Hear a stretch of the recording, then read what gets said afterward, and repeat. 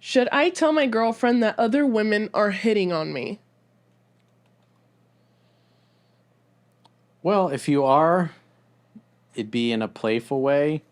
It would be better if you're out in public and she sees women hitting on you and you can tease her about it in a fun way. But every time a girl hits on you, it's you shouldn't feel like she's your priest and you got to confess everything to her.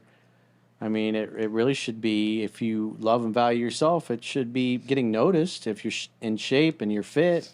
When you consider that 74% of all Americans are either overweight or they're obese. So if you're fit and you're in shape and you wear nice fitting clothes, you're going to get looked at because most people are, quite frankly, not in good shape. So it's a good thing. It's all a good thing. But don't feel like you got to confess everything as if you did something wrong.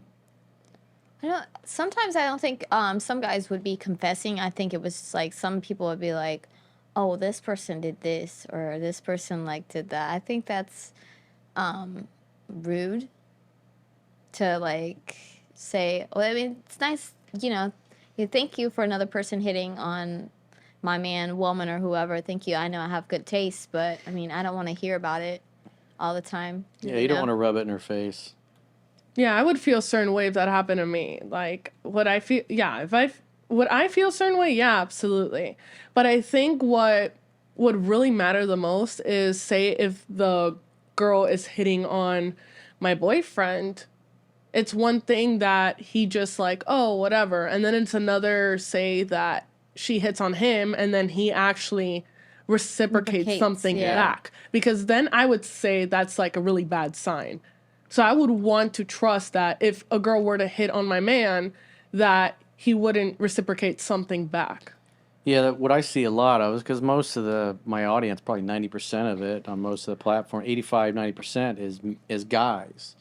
And so what I typically see in their comments or their questions about that is that even though they're in a relationship, their girlfriend kind of acts like they're single by, oh, here's my Instagram, or sometimes they're giving out their phone number to these guys. Like, maybe she's a bartender and becomes friendly with this dude that's always coming in there. It's always obviously at the hots, and then now she's giving out her phone number to a dude that she knows likes her. And those are just kind of the actions of a woman that doesn't really see. If she's in a relationship, she shouldn't be doing things like that any more than a married woman is giving out her phone number for dudes that are asking her out for drinks or dinner or whatever. If you're in a relationship, you're not inviting the attention. You're thanking them for their interests, but at the end of the day, letting them know you're married or you're in a relationship, you have a girlfriend, whatever. That's the right thing to do. And people that don't really value the loyalty and monogamy, they'll do those things and think it's not a big deal. But if you're in a relationship with somebody and they're giving out their number or they're inviting the attention, you got to set a boundary with that. You got to let them know that they shouldn't be acting like they're single. If you're in a relationship, you're not giving out your phone number to members of the opposite sex that are hitting on you. You just don't do those kinds of things ever, because you wouldn't want your significant other to think that something's going on. And plus, you don't want that person you're giving the contact information to think that you're open to it, because that's what happens. If a girl's in a relationship or married and she gives her number to some dude that's hitting on her, that guy's thinking, I got a chance. And that women that do that typically end up cheating. So that's the behavior of somebody that doesn't really value loyalty. I had a conversation with a client the other night. Same kind of thing that was going on was that his girlfriend was inviting attention from other dudes that were thirsty, and she's naively thinking, oh, he really just wants to be your friend. I think what's also messed up too is that there's actually people out there that say you have a significant other and that person hits on you, and then if you were to tell them that you have a significant other, they just don't care. Because, like, their mentality is like, how's that going to stop me? And it's like, that's kind of messed up. You got to say, I'm sorry, but, I appreciate the interest. It's not appropriate for you to just continue hitting on me. Yeah. That's harassment. Yeah. At this point, when you say no and they keep going at it, it's harassment. Yeah. What about this? Because I've had this like conversation before, but what if the girl, your girlfriend, is like an influencer, like she has a bunch of followers, like her social media is like 20K or 50K or whatever, and she rejected the guy multiple times. And, you know, like Jocelyne said, they don't care. They'll be like, oh, like, oh, you have a boyfriend, but we could just be friends, you know? And even though the girl keeps saying no, no, no, she finally gives in and she's like, okay, here's my social media.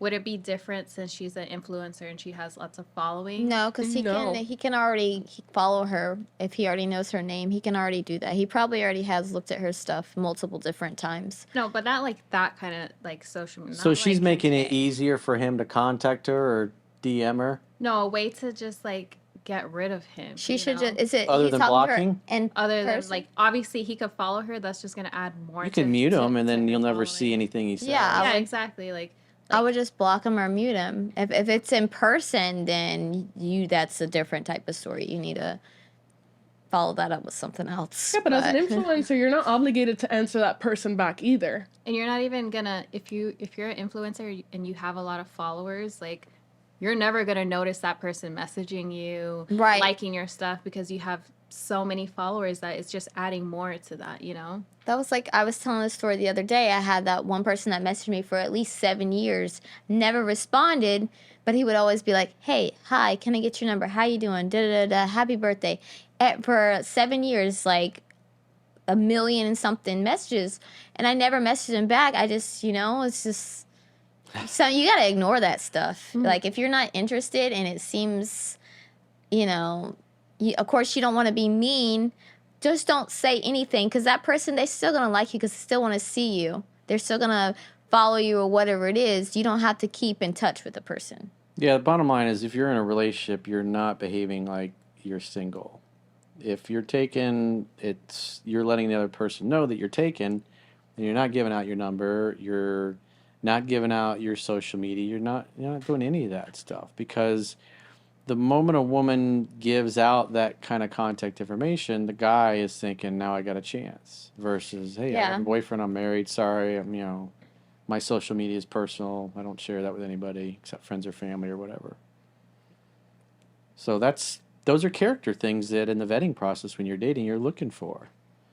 Do they set that boundary with other people? And if they don't, you have to set the boundary with them. If you're in a monogamous relationship and they're not behaving in a way that communicates that to you, to themselves, and to the world that they're in a relationship, then you got to do something about that. You got to have a talk with them, and those kinds of talks are better to have like when you're laying naked in each other's arms after you just had sex. It's like one of the best times to bring up casually something that's been bothering you, especially if you've given her multiple orgasms. She should be putty in your hands at that point.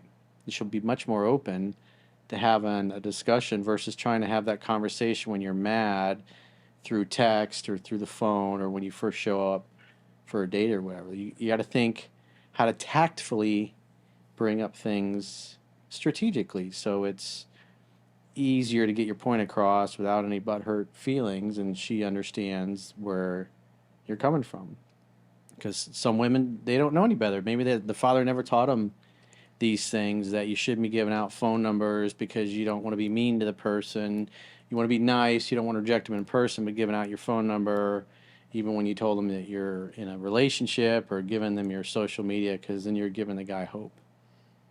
It's inviting attention you shouldn't be. And then it causes a problem between you and your significant other that you don't want. And whether you thought it was, it was meaningless to you, it wasn't to them. So, and it just causes conflict. Yeah, them trying to be very sly and stuff Yeah. like that is just really selfish.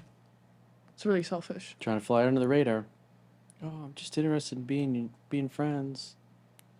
Oh, I'm just interested in swapping yoga routines. Like, there's a lot of other single women out there. Why don't they go for them? Like, make it make sense. Well, guys get that one-itis. I mean, the reality is, how often do any of us meet somebody that knocks our socks off, or we're like, oh, and then just talking to them, it feels effortless, like you've known them forever. So whether it's a guy or a girl, and they meet somebody and they really like that person, they want to shoot their shot in the best way possible. And when men see movies and TV that you basically just act like a stalker and you persist, then eventually you'll win the girl over, then guys don't get the hint when a girl's like, hey, I'm taking her. I remember when I was growing up, there was a woman that was a television reporter, and she'd been with her husband at that point, I don't know, 10, 15 years or whatever. And she had moved all over the country as, because in the news business, you have your contracts for 2 to 5 years, 3 to 5 years, whatever it happens to be.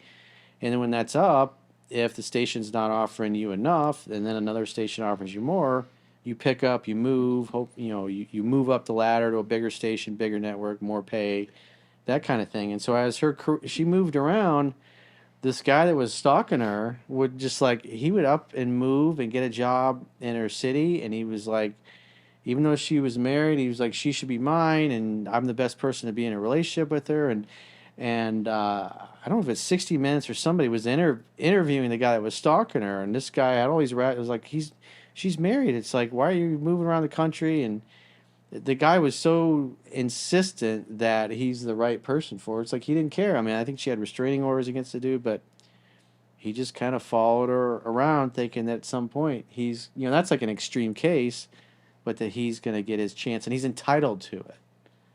As if he's going to just impose his will on her and wear her down. I mean, that's like an extreme case of that, but guys think that way. I see it in the comments. Guys making comments about you girls that they're going to eventually meet you and take you out on a date or whatever, like as if they're Babe Ruth calling their shot. It's like, come on, man. It's like, that's not how it works. You can be confident, but that's ridiculous.